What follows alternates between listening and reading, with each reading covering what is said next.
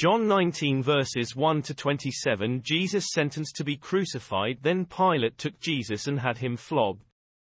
The soldiers twisted together a crown of thorns and put it on his head.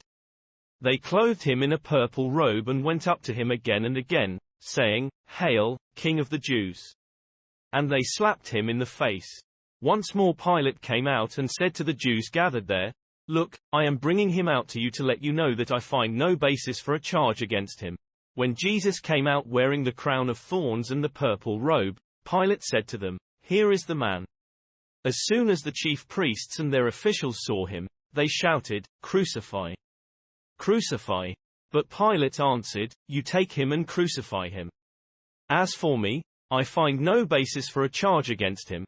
The Jewish leaders insisted, "We have a law, and according to that law he must die because he claimed to be the Son of God."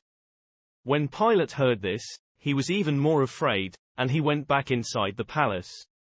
"Where do you come from?" he asked Jesus, but Jesus gave him no answer. "Do you refuse to speak to me?" Pilate said, "Don't you realize I have power either to free you or to crucify you?" Jesus answered, "You would have no power over me if it were not given to you from above. Therefore the one who handed me over to you is guilty of a greater sin." From then on, Pilate tried to set Jesus free, but the Jewish leaders kept shouting, "If you let this man go, you are no friend of Caesar. Anyone who claims to be a king opposes Caesar." When Pilate heard this, he brought Jesus out and sat down on the judge's seat at a place known as the stone pavement, which in Aramaic is Gabbatha. It was the day of preparation of the Passover. It was about noon. "Here is your king," Pilate said to the Jews. But they shouted, "Take him away!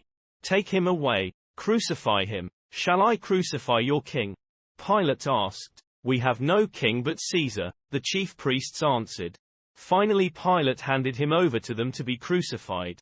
The crucifixion of Jesus. So the soldiers took charge of Jesus. Carrying his own cross, he went out to the place of the skull, which in Aramaic is called Golgotha. There they crucified him, and with him two others, one on each side and Jesus in the middle. Pilate had a notice prepared and fastened to the cross.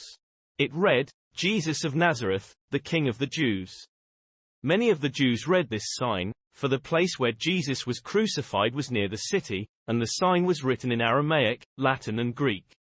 The chief priests of the Jews protested to Pilate, "Do not write the King of the Jews, but that this man claimed to be King of the Jews." Pilate answered, "What I have written, I have written." When the soldiers crucified Jesus, they took his clothes, dividing them into 4 shares, one for each of them, with the undergarment remaining.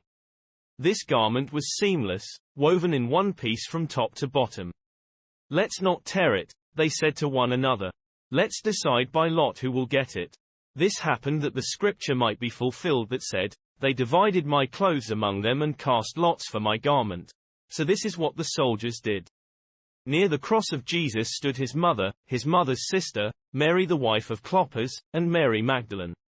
When Jesus saw his mother there, and the disciple whom he loved standing nearby, he said to her, "Woman, here is your son," and to the disciple, "Here is your mother."